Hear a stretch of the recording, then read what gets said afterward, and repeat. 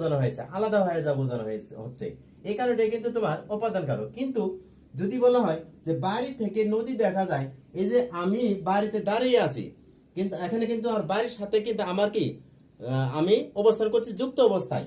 যদি যুক্ত অবস্থায় কোনো কিছু থাকে তখন সেটা হবে তোমার কি অধিকরণ কারক, সেটা উপাদান কারক হবে না।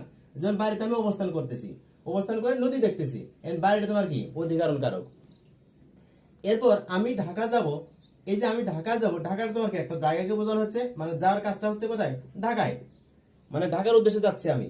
তাহলে ঢাকার একটা স্থান, এটা কি অধিকরণ কারক। খিলি পান দিয়ে ওষুধ খাও।